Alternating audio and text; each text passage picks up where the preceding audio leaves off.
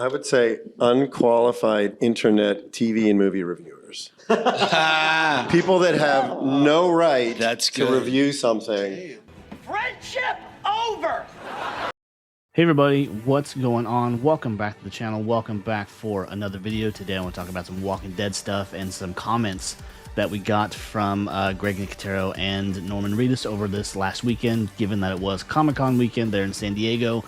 And I had done a video like this previously. It just, to me anyways, it came off like too much like I was attacking someone, and I didn't want that to be the feel of it.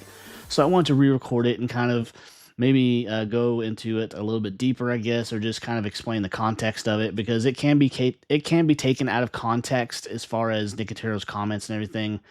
And there was a couple other people that did videos about it, and they were pretty pissed about it. I mean, I'm a little bit annoyed considering, you know, all the work I put into my channel and my love for the universe and everything, and continuing to follow on with the universe, considering just the state that it's in, where it's not the, you know, TV phenomenon it once was when it first started 15 years ago. That alone says a lot, because a lot of people have pieced right on out of this universe and this show and everything years ago. So I just want to talk about that real quick and just talk about what Norman said too, just how I have, you know, skeptical feelings about it. But first we're going to jump into Nicotero's comments. It was kind of the answer to a question, but just kind of a silly question, I think. Just they were, you know, sitting there going back and forth with the interviewer, just kind of answering random questions, nothing in particular.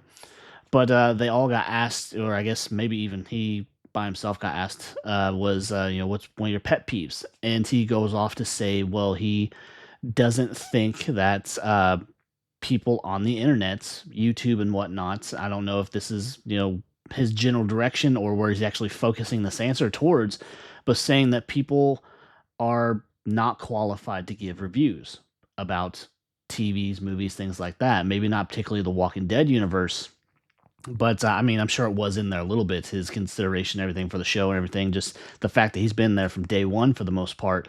And so I just want to talk about that for a second. You know, for him to come off and say that us people on the internet, I mean, everyone's going to have their opinion, whether you like it or not. That's what the internet's for. Sorry to break it to you. But, you know, us people that have been following the show since day one, people that have been giving reviews and their criticisms, whatnots, I mean, albeit in my case, sometimes it's not constructive, I try to lean it in that direction because I want the show to get better. I want the universe to succeed, or just whatever they end up doing, because there's a lot of things that are wrong with it that people don't like. And people have made this very clear by not watching it anymore. It's not as big as it used to be. It's not doing much for the brand and whatnot, especially since I believe anyways that Robert Kirkman, the creator or one of the creators of Walking Dead, the comic book and everything, he has since left the whole process and everything himself. So I just wanted to cover that real quick. I mean, why would he say something like that? What gives him the right, considering that us fans are the reason that you still have a show and you still have a universe and you still have a job?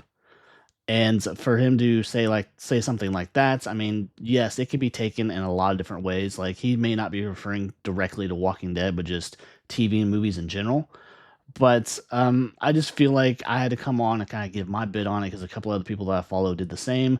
They were probably a lot less nice about it, but I'm still kind of annoyed. It's like, how can you say something like that to your fans, especially people that have stuck around, considering the decline of the quality of the show and everything, of the universe, where you had people that left after about season 7 when they introduced Negan, because people were so just bothered and upset by his introduction, given, yes, it is the same introduction that's in the comic books. I understand that much. And it's the apocalyptic world. It's not going to be all well and good all the time. So it was just a little bit disturbing to me that he made comments like that, whether it's directed at Walking Dead fans or just people in general. It's people that get out there and give their criticisms, give their opinions, give ideas. It's what keeps things like this alive. Whereas if we didn't, if we just brushed it off, the series, the universe, his job would have disappeared a long time ago. So I thought that was kind of shitty. But moving on.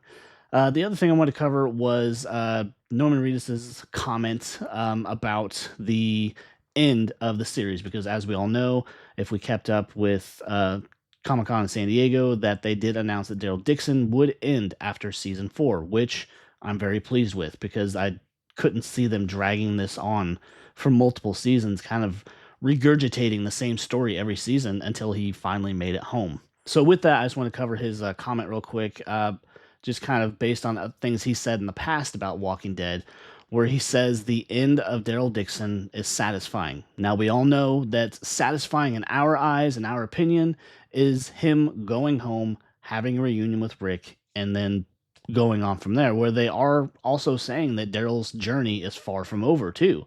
So even though his show might be ending, they might be continuing it in some form or another, maybe with another show, or just, I'm sure they have plans or ideas that they want to do. But us as fans, we're only really interested in seeing him come home, reunite with Rick, reunite with the entire Alexandria group, bring those people back together, bring Morgan back into the focus and everything, considering that he said he was going to go look for Rick at the end of his run on Fear.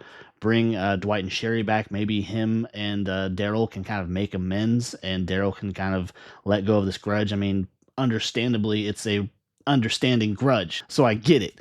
So there's just so much that they could do, and I'm hoping that they do, because we also got the announcement that Dead City is being renewed for season 3, and we'll see what happens there. But regarding Norman's comments, to say it's satisfying can mean a lot of different things, because he also said that the season 2 finale of Daryl Dixon was, and I quote, the best 1 hour Walking Dead of anything ever.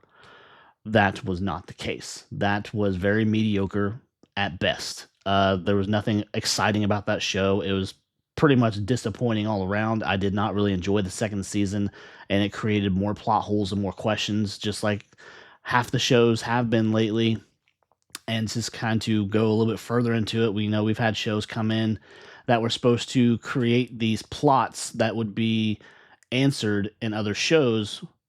For example, World Beyond, where we had that after credit scene. That whole show was kind of setting up the history and everything about CRM and just where they stood as a power. And at the end of the show, we got the after credit scene where we're in France. And we're talking about the variants. We're talking about the Primrose and the Violet teams. And then Daryl goes to France to completely ignore that. And they disregarded that, and now he's in Spain. So that part was very annoying in that sense, where it's just another instance of plot holes and things being ignored and never answered. The biggest, of course, that people still talk about, Heath disappearing. No one knows what happened to him. There's all theories and everything and whatnot, but we won't go into that. But just to say that this is supposed to be a satisfying ending, I will take that with a grain of salt, considering what he said about the end of Daryl Dixon Season 2. So there's my opinion. Take it for what it's worth. Anyways, I guess that will do it, though. If you enjoyed the video, you enjoyed my thoughts and my opinions and, just the channel in general, please be sure to leave a comment, leave a like. It helps a lot more than you know, and subscribe to the channel. I'd really appreciate it. I will see you next time. Take care. Bye.